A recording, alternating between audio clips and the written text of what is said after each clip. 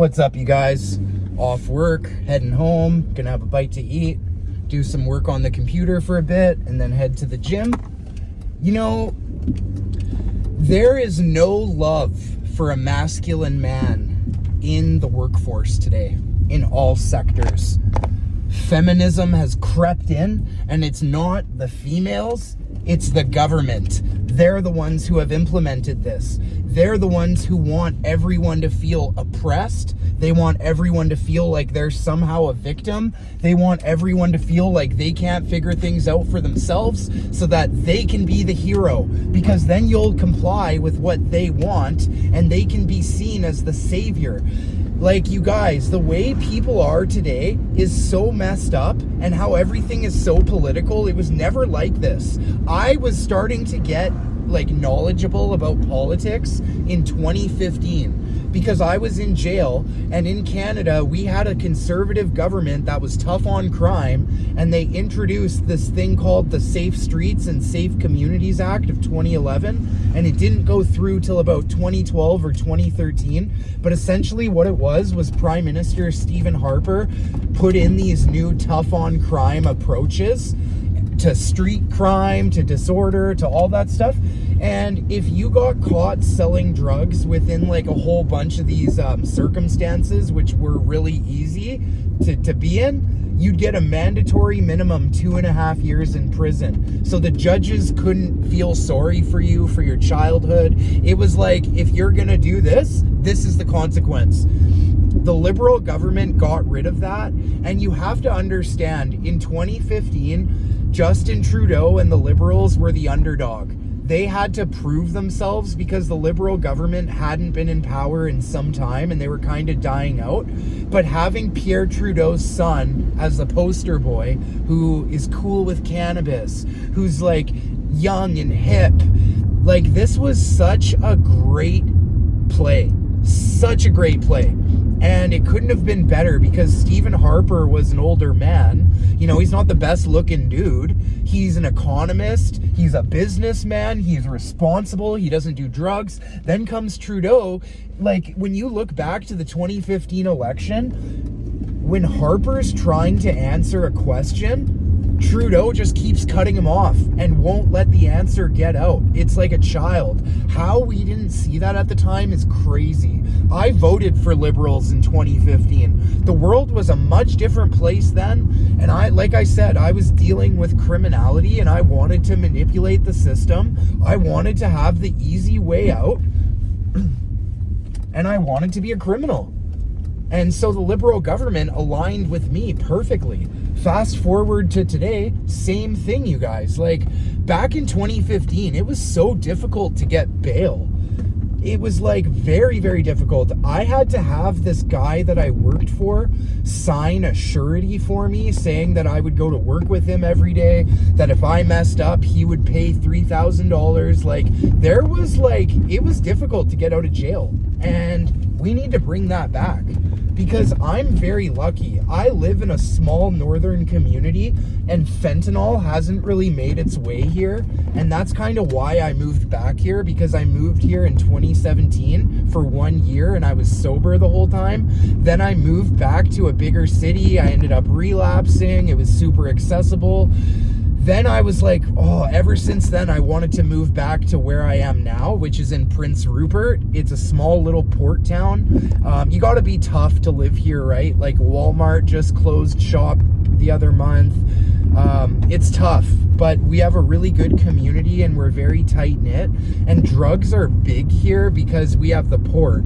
We have a lot of industry jobs, so there's a lot of coke dealers in this town. But coke is the biggest thing here, and I've never been into that. I've always been an opiate guy, and that's been good for me. But today, when I was scrolling on Facebook, I saw that Northern Health, which is basically our health authority up here, has released a statement saying, be careful for the toxic drug supply in Prince Rupert. And this is something that we haven't really ever seen too much of. It's definitely it's sketchy to see, and it sucks, and I hope this community is going to be okay. And you know, you're never immune to stuff. And it's like, even though there's not a lot of known opioid users here we are. It's making its way here, right? Just like everywhere, and it's destroying communities. Because the problem with opiates is it's not just a good time. It's not just a party, like, whatsoever. It's like you're physically addicted after a few times. It doesn't take long at all.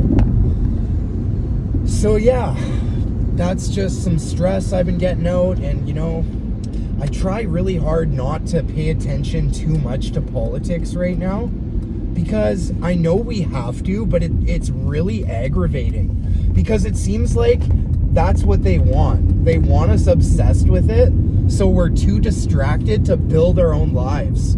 So we really have to discipline ourselves on what we feed our body. We have to be mindful of the things that we watch and we consume, because you are what you eat isn't just food. It's everything you consume, because what we watch affects how we feel. And when I was a child, my grandfather never was into like watching crime shows or hearing about like crime that's happening in bigger cities.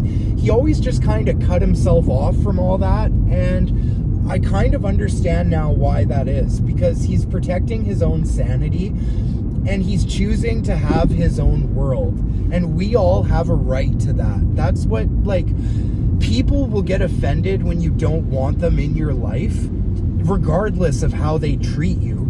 They don't see their part. All they see when you cut them out of your life is their ego is hurt. Okay, how dare you? How dare you? Because people are unable to look at themselves, or they're unable to put themselves in your shoes to understand why it is that you would just do that. They think that you're in the wrong, and then it's just garbage. You have a right to protect your world. Now, in order to do that today, people are not respectful, and people are mentally ill today, and people just are... It's dangerous, and people are unpredictable, and you need to be very savvy of who you let into your life, because, like, not to get too much into it, but there's a guy who I had in my life, and I started to see some patterns, and he started to catch on that I was trying to avoid him, so he took great offense to that.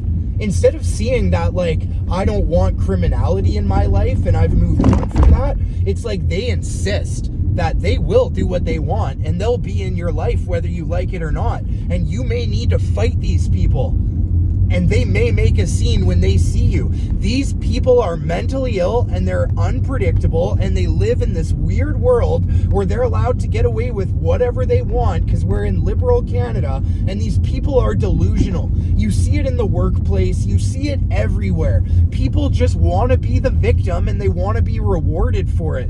This government makes people, they want people reliant on them for everything. And just wait till they insist that we're reliant on them for food. Because once food gets way too expensive, that's what they want. So then they can come in and save the day. And part of the solution will be reliance on them. And we're going down a slippery slope, and we need to stop blaming other people, and we need to stop being divided, and we need to stop stressing over surface level garbage, and we need to look at what's really going on, okay? People are not your enemy. Like, people who come from other countries, like, you can't blame them. Look at the quality of their life. Blame the people who are making it happen. Like, think about if you came from a third world country. Would you not hop at the opportunity to go somewhere nice? It's not their fault. It's the people who are allowing it. But no, those people don't want to, like, come out and take accountability and say, yeah, if you want to be mad at anyone, be mad at us. We're doing it anyway. No, because they want to do this shit but fool you and make you think it's someone else's fault so that they don't have to be accountable at all, guys. There's no love in the world. None. You need to build your own love. You need to build yourself. You need to build your habits, your routine. These are the things that are going to rebel. Your body. These are the things that are rebelling against what the government wants and what society expects. be your own man and don't be scared of walking alone. Thanks for listening. Food for thought.